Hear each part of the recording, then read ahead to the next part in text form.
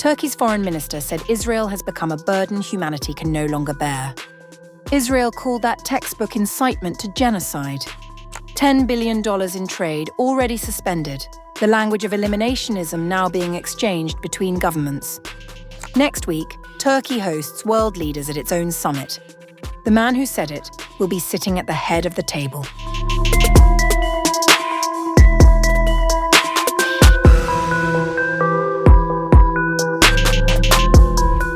Israel is no longer just facing criticism over Gaza. It is now confronting one of the strongest diplomatic attacks yet from a NATO member.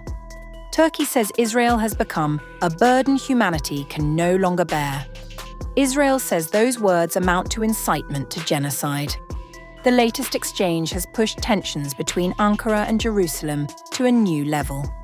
Turkish Foreign Minister Hakan Fidan launched a scathing attack on Israel during an interview with CNN Turk. We have no intention of backing down from our position. Israel is not only a problem for Turkey, but it has also become a problem for the entire world. Israeli authorities have become a burden humanity can no longer bear. Fidan also highlighted Turkey's decision to halt all trade with Israel over the conflict in Gaza, saying President Erdogan had suspended $10 billion worth of trade overnight. Our president stopped $10 billion in trade with Israel overnight. It is important to take a firm position and start doing something. Anti-Israel sentiment has emerged around the world, from university campuses to newspapers and intellectual platforms, because they are openly carrying out massacres. They are openly playing a destabilizing role everywhere. In the past, they could hide this with a few simple media maneuvers. Now, they can no longer hide it. Israel is now looking for a new enemy to change its destructive and shameful image in the world. Israel reacted immediately. Foreign Minister Gideon Sa'ar condemned Fidan's remarks, calling them sickening and accusing the Turkish minister of engaging in textbook incitement to genocide. Turkish FM Hakan Fidan's sickening words are textbook incitement to genocide. Dehumanizing the Jewish people as an unbearable burden is the classic, horrific language of history's worst eliminationist regimes.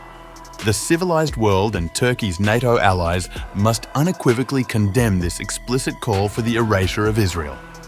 The latest dispute comes after months of increasingly hostile exchanges between the two countries following the October 7th attacks and the subsequent war in Gaza.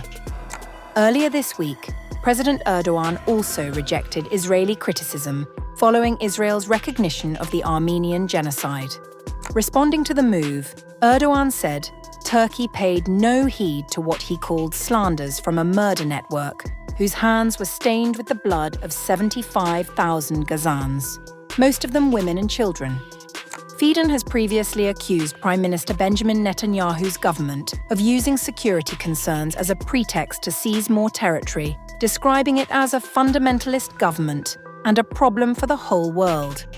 The latest war of words comes just days before Turkey hosts a NATO summit, as relations between the two countries that once maintained close strategic ties continue to deteriorate. With diplomatic rhetoric becoming increasingly confrontational, the deepening divide between Ankara and Jerusalem now risks extending beyond bilateral relations into the wider regional and international arena.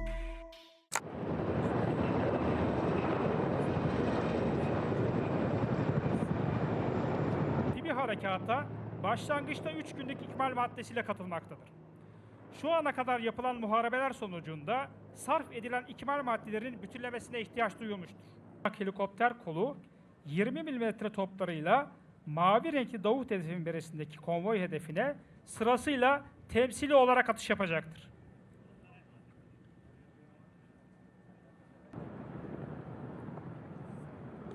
İkinci atak helikopter kolu aynı konvoy hedefine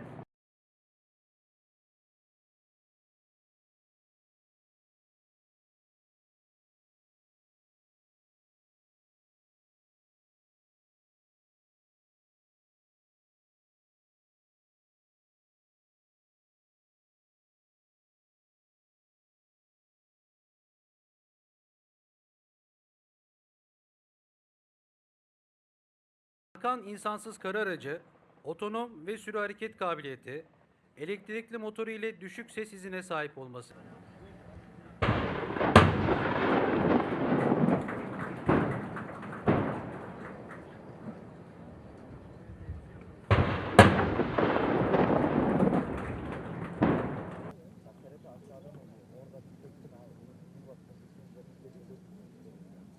İkinci önemli husus ise yerli, milli ve modern savunma sanayimizin ulaştığı seviyedir. Zatı devletlerinizin liderliğinde son yıllarda savunma sanayi alanında ortaya konan güçlü vizyon, kararlı irade ve stratejik yatırımlar sayesinde bugün gurur verici bir seviyeye ulaşmış bulunuyoruz. Bir dönem dışa bağımlı olduğumuz birçok kritik sistem, bugün çok şükür kendi mühendislerimiz ve milli imkanlarımızla geliştirilmiş ve kullanılmaktadır. Ben size gençliğine yönelik ürün örneklerini